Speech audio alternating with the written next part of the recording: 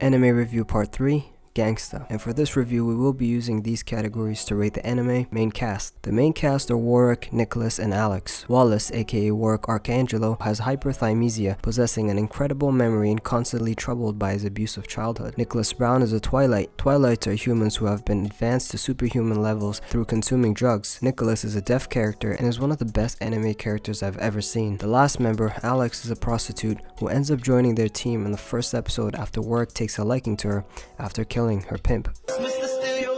Sidecast. The two handymen, Warwick and Nicholas, do undercover jobs for the cops and the mob, Chad Adkins being the police officer and Daniel Monroe, the mafia head of the Monroe family. Then you have Dr. Theo and Nina, who are the only doctors and nurse that help the handymen. The sidecast doesn't stand out, they just do their job really well. Plot. Ergastulum was a safe city for the Twilights and humans, but as the four families of Ergastulum fight for power, things become more dangerous for Warwick and Nicholas. Soundtrack. The anime has some of the best soundtracks, exceptionally done well and complementary to the mafioso vibe, one of the highlights of the anime. Animation. The animation is good, nothing to marvel at, but is enjoyable to watch because it fits the aesthetic of a mob-like adaptation. The fights are done very well and probably where the animation delivers most. If it weren't for the animation company going bankrupt, I think the animation could have been better. Pacing. The anime has great pace, everything flows, and there are very few times where it may feel like the scenes are being drawn out. Through 12 episodes, you really learn a lot about their world, and it should only take you 2 episodes to know if you want to continue with this anime or not. After the 12 episodes, chapter 27 continues the story. Negatives. The only negatives here isn't really a negative, it's the rating of the show, which limits how many people would actually want to watch it. It's an adult style anime, not fit for all audiences. Recommendation. If you want to break from animes that are about high school kids and fantasy, check this one out. It's grounded and immerses the user in the reality of the mob, and the anime parallels the dangers of our own world. Rating. I love this anime, and I give this an 8.8 out of 10. There are not many things to change and a lot that it does well, especially with the story. It is one of the most underrated animes in my opinion, and I only wish the writer could continue. Hopefully the author's health improves and we're able to receive more of the series.